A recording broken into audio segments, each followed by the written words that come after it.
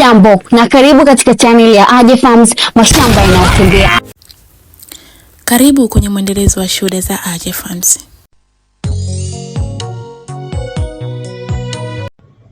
Kwa miaka 16 hivi nimekuwa nikistruggle sana, kihangaika sana kujua aina gani ya biashara kufanya. Ikumbuke ni mimi nilianza ujasiriamali nikiwa mwanafunzi katika chuo kikuu cha Afya na Sayansi Shirikishi Muhimbili, nikijaribu kufanya biashara mbalimbali tu hapo katikati. Na nilipomaliza pia nikafanya kazi kwa miaka 5 na mwishowe nilihamahama kazi mara 4 nikitafuta mshahara mkubwa. Mara zote, siku zote nikifanya kazi nilikuwa najaribu kufanya biashara mbalimbali, kulima, kufanya hivi na hivi. Na finally mwaka 2017 mimi niliingia mtaani mazima kwenda kwenye ujasiriamali kwa sababu ndio ndoto yangu, ndio mapenzi yalipo. Lakini nilienda kwenye kilimo. Lakini hata kwenye kilimo kwenyewe sijaseto, maana kilimo nacho ni kipana sana.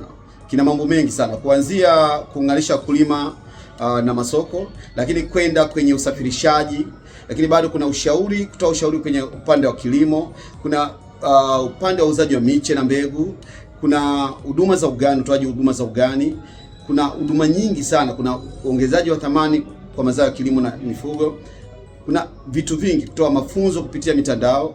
Ina maana hata kilimo chenyewe ukija kutizama kina mambo mengi sana. Sasa niliingia kwenye kilimo na nilishaamua kabisa kuweka kilimo, nisijutii mpaka leo. Lakini nimekuja kugundua kwamba ni rahisi sana kufanya biashara, lakini ni ngumu sana kujenga biashara. Kwa sababu kujenga biashara uhusishwa na kujenga mifumo ya biashara, kujenga system, manage process. Na ikumbuke kwamba na maana biashara huundwa na nguzo 3. Nguzo ya kwanza ni mfumo, nguzo ya pili ni watu. Yaani mfumo maana ni process ama system, lakini kitu cha pili huwa ni watu, people, alafu kitu cha tatu huwa ni product. Watu wengi ufaulu sana kwenye product na pengine naweza kufaulu hata kwenye watu, lakini mara nyingi sana ni mfumo. Mfumo ni ule ambao utafanya ukufanya wewe biashara yako iendelee hata kama haupo. Sasa hapo ndo watu wengi wanakwamia. Yaani watu wengi wamekuwa kikwama kwenye upande wa kujenga biashara ambayo siku ambapo haupo biashara inaendelea. Mara nyingi watu wengi wamejikuta wakifanya biashara ambazo zinaishi kwenye mili yao. Yaani akiugua na biashara inaugua, akilala biashara inalala, na akisafiri biashara inasafiri.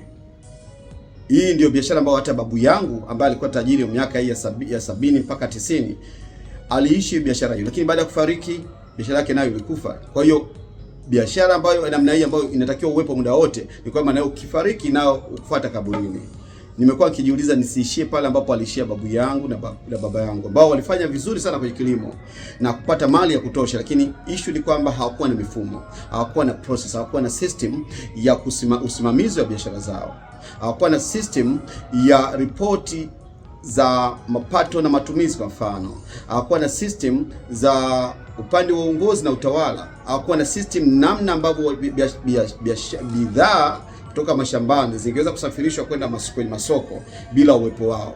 Ilitakiwa uwepo wao ndio biashara ziweze kwenda. Hii ndio uwakuta watu wengi, hata biashara makampuni makubwa unayojua, mara nyingi yule mwanzishi wa kampuni ile akitoweka duniani au akipata shida yoyote, biashara zile ulegalega na kufa.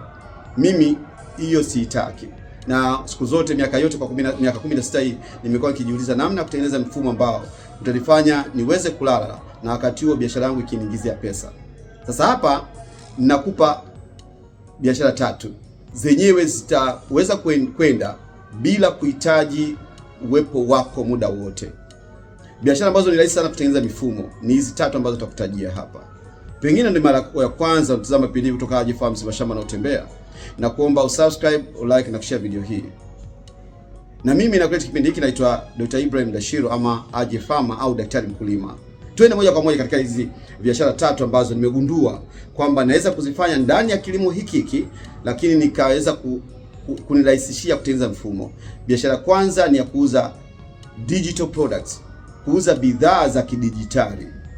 Bidhaa za kidijitali namaanisha ni bidhaa kama vitabu mtandaoni, kuuza maudhui ya mtandaoni. Yani tengeneza maudhui alafu naweka YouTube, alafu YouTube inaweza kunilipa ama Facebook ama Instagram. Kwa hiyo hizo ndio bidhaa za kidijitali. Bidhaa za kidijitali huhusisha pia kufanya matangazo. Mfano mimi naweza kuchukua kama kupitia page yangu nikaweza kuwatangazia watu wengine biashara zao. Kwa hiyo naweza kuingiza pesa kwa mantiki hiyo hata nikiwa nimelala.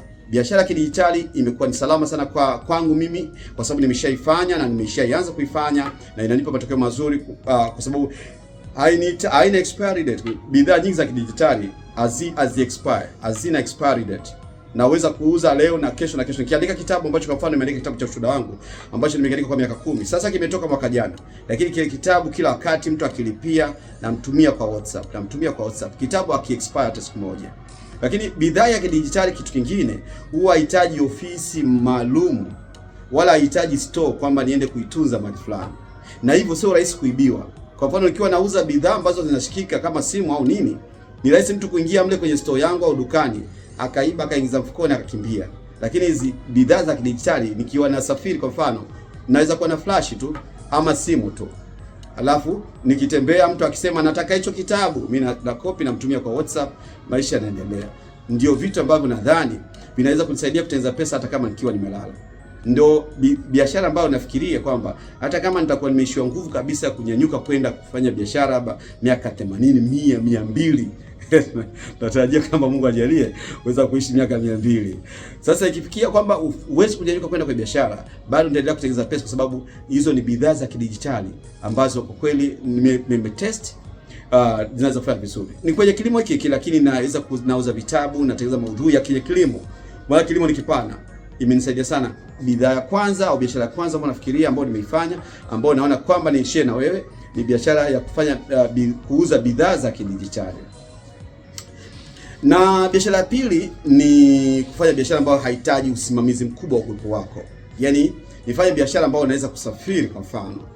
Naweza kwenda likizo kwa mfano.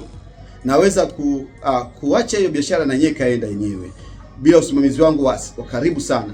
Hiyo biashara iweze kuniingizia pesa hata kama nimelala au nimesafiri, bado biashara hii iendelee. Miongoni mwa biashara ambazo ni za kilimo cha miti ya kudumu, miti ya matunda ya kudumu. Miti kama parachichi, chikichi, limao, embe. Zinaendelea kuzalisha wakati mimi sipo kwa sababu ule miti sio kama ni lazima niwe shambani kila siku. Tofauti na kilimo cha nyanya au biashara nyingine ambayo inabidi kila siku uamkie pale pale kwenye hiyo biashara. Mwisho wa siku unakonda kwa sababu kila siku ina maana ukiugua nayo inaugua. Siku ambayo unaenda kazini ina maana biashara hiyo tena uingizi pesa. Biashara hizo nimekuwa nikiziogopa sana. Kwa hiyo miongoni mwa biashara ambazo zinanisaidia sana kwa sasa hivi ni biashara ambazo za kilimo cha mazao ya kudumu ambazo zinahitaji usimamizi mdogo. Lakini pia ni biashara za kununua kwa mfano hisa. Biashara za ushirikiano, kuwa na ushirika au bia ambapo wenzako wanaweza kaa kwenye hii kazi wanaendelea kufanya hiyo kazi wakati wewe haupo. Ndio maana ni muhimu sana tunapozungumzia kwamba ushirikiano na wenzako ina maana kubwa sana kiasi kwamba siku nyingine wewe ukiwa upo kazini, wenzako wanaweza kaipo na wakafanya nafasi yako. Kwa hiyo ukakuta biashara inaendelea kuzalisha hata kama haupo. Kwa hiyo mimi siku zote nahubiri ubia ama ushirikiano. Na kwa kila kazi tunafanya, kila mradi tunafanya, utashangaa tuko na wabia. Ndio maana tunawabia kila sehemu, kila mkoa tunatafuta wabia, kila mahali tunatafuta wabia, kila mradi tunatafuta wabia kwa sababu napenda sana kufanya biashara ambayo hainihusishi moja kwa moja kila siku nawaza biashara ile siku ambayo sijafanya kazi biashara iende. Hiyo nimekataa.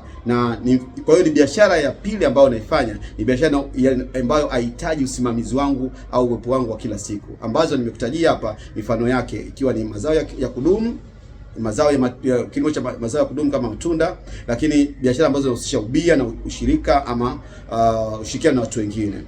Biashara ya tatu ambayo naona kwamba yaweza kuwa nzuri sana kwako wewe pia ambao mimi pia ninaitengeneza hapa ni biashara ya kukodisha. Iwe ni mashamba. Sasa hivi tumefanya program ambayo sasa tunaandaa mashamba, tunaweka mifumo ya umwagiliaji, alafu tunaweza kuyakodisha yale mashamba kwa wakulima. Kwa hiyo mimi sitaki kwenda shambani tena. Nikishaweka mifumo ya maji, nikafunga mifumo ya maji, naenda zangu kutulia. Wale wakulima kila msimu wanaenda pale au kila wakati wanaenda pale wanalima, alafu wananilipa mimi. Kwa hiyo biashara kukodisha namna hiyo hainipi pressure kila wakati niwazie huku na kule niende kila siku niwepo. Naweza kwa mwaka napata pesa yangu. Kwa hiyo biashara nyingine ni kukodisha mfano majengo, labda umeboresha jengo, umetengeneza nyumba ya wageni au umetengeneza Airbnb. Airbnb imekuwa ni ndoto yangu ya mara zote, na sasa hivi ninapozungumza tunafanya juhudi za dhati kule mashambani tuweze kujenga Airbnb, ambapo sasa watu watakuja mashambani kupumzika, watakaa pale hata mwezi mzima, labda mtu na familia yake, alafu atalipia kukaa pale, anakula vyakula pale shambani, anaishi maisha yake kama vile yuko nyumbani. Kwa hiyo nimeona kwamba biashara za namna hiyo, atakaa pale anatulipa bila kuwepo mimi, atakuwa analipa. Kwa hiyo biashara ya namna hiyo inakupa nafasi ya kwenda kufanya yako, kwa hiyo kufanya mambo yako. Kwa hiyo biashara kwanza, kama usema, biashara ya bidhaa za dijitali, biashara ambayo inahitaji usimamizi mdogo, lakini biashara za kukodisha, vitu vya kukodisha, ya mashamba au nyumba, na sana sana Airbnb. Imekuwa wakati mzuri sana kuzungumza nawe. Pengine uko na maswali, usikose comment chini ya video hii, na usikose kutazama vipindi vijavyo.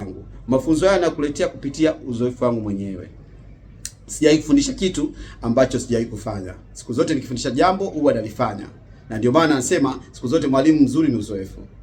Lakini pia ni kwa sababu hiyo, kwa sababu ya uzoefu wangu wa miaka yote hii 16 katika ujasiriamali, niliamua kabisa kuanzisha chuo kikuu cha mtaani.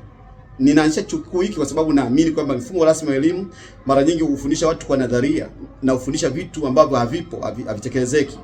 Kwa hiyo nimeanzisha chuo kikuu cha mtaani kwa lengo kwamba niweze kufundisha uzoefu wangu kwa watu ambao watapenda. Chuo kikuu cha mtaani, kitivo cha misukosuko. Pengine ungehitaji kujiunga nami katika mafunzo haya katika chuo kikuu cha mtaani, kitivo cha misukosuko. Unaweza kuwasiliana nami moja kwa moja kwa namba ya simu, kwa WhatsApp. Hiyo ni WhatsApp, usipige simu tafadhali. Kwa WhatsApp 0743 812 853. Nitafurahi sana kuhudumia, ambapo kwenye mafunzo yale utapata vitabu vya kufundisha ujasiriamali, lakini pia utakutana na wajasiriamali wengine ambao wamefanya kwa mafanikio. Kile ni chuo kweli. Kule hamna porojo za mpira Simba na Yanga. Kule watu wanajifunza kabisa kwa vitendo. Utapata pia kujifunza kutoka kwangu moja kwa moja kama mentor wako. Nina mentorship program ambayo itakuongoza hatua kwa hatua kupitia uzoefu wangu mwenyewe nilivyofanya. Pengine unataka kuanzisha channel yako ya YouTube ambayo itakuingiza kipato. Pengine unataka kuanzisha program za kuandika vitabu na kuuza vitabu. Pengine hizo ni digital products. Unataka kuendesha mafunzo kama unafanya mimi, au pengine unataka kuanzisha biashara, kilimo biashara ambacho hakikuhitaji uwepo muda wote shambani, au unahitaji kuanzisha program kama za Airbnb au kuanzisha program za mashamba kukodisha. Yote nitakufundisha tena kwa vitendo, tena kwa karibu, na wakati mwingine kwa private consultation. Pengine kwenye group uweze kupata ushauri moja kwa moja, kile unaweza kunifuata, kunipigia simu au tukachat kwenye private inbox, na nitakusaidia sana. Hakika ilikuwa wakati mwema kuzungumza nawe, na nikutakia wakati mwema. Ciao.